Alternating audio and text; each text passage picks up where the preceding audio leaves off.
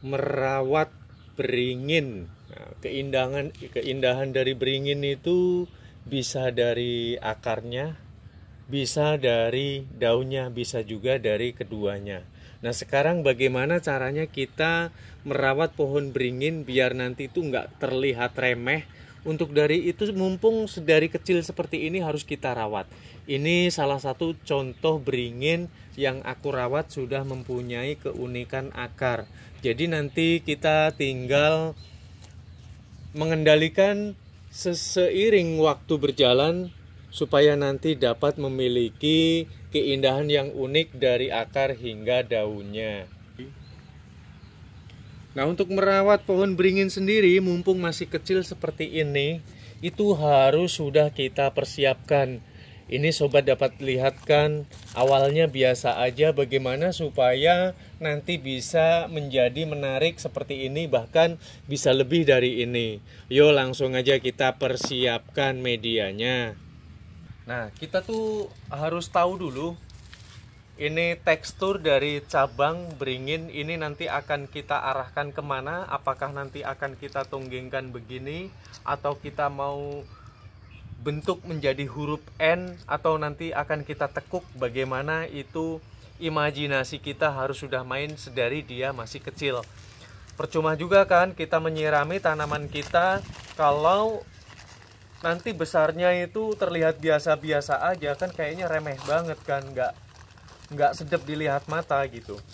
Nah, kalau ini tuh aku mau bentuk, yang penting ini tuh dia bisa tumbuh akar di sekeliling batangnya ini. Jadi aku adakan nih di sini sistemnya, aku cara dengan pruning. Aku melakukan nanti sebuah pemendaman. Kalau kita nggak main akal, nanti bonsai kita nggak akan terlihat unik. Nah, di sini aku mau seperti ini kan. Supaya apa? Nanti ketika kita lakukan pemendaman, kita lakukan penimbunan di sekitar batangnya ini tuh tumbuh akar, baru nanti top. Langsung aja kita masukkan ke media.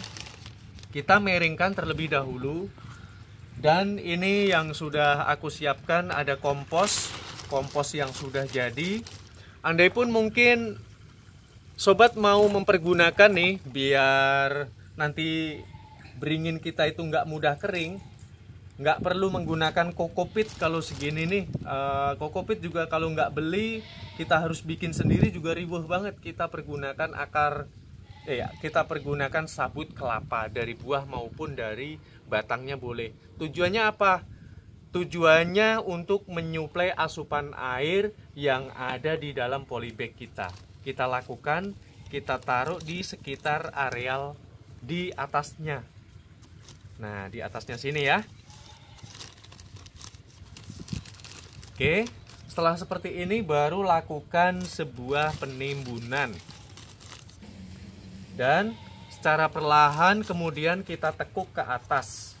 Biar nanti dia prosesnya seiring waktu berjalan dia jadinya seperti apa, baru nanti kita adakan pembongkaran kembali gitu. Ini sifatnya hanya sementara karena dia masih masa pertumbuhan, belum ada pembentukan sama sekali. Nah, begini cara membuat bonsai beringin itu biar nanti tampak indah gitu. Secara otomatis dari batang yang tertimbun, karena beringin itu dia kaya akan akar, dia nanti akan tumbuh akar secara otomatis hingga di bagian atas. Ketika nanti batang sudah semakin menua ya, ini kita kurangi lagi. Oke, daunnya jangan sampai ikut dipendam ya lur ya, jangan sampai ikut dipendam, nanti nggak bagus. Nah, seperti ini. Dan nanti seiring waktu berjalan, ini tuh tidak hanya begini saja, nanti kita adakan pembongkaran setelah kita yakin yang bagian batang yang kita pendam ini dia sudah sedikit menua ya, artinya sudah kuat ya. Jadi kita lakukan pembongkaran tuh sudah kuat, otomatis kan di dalam di sini nekuk dia. Apalagi kalau dia sudah agak panjang batangnya, bisa kita lilit-lilit menggunakan kawat, kita bentuk, terus kemudian kita pendam di dalam. Wow, itu top sekali malahan. Ini tuh aku pakai cara simple aja, aku nggak pakai kawat karena ini apa? Batangnya masih pendek. Aku masih belum bisa ngolah, nanti tunggu berikutnya. Nah, dengan seperti ini otomatis dia akan tumbuh dengan sangat baik. Karena apa?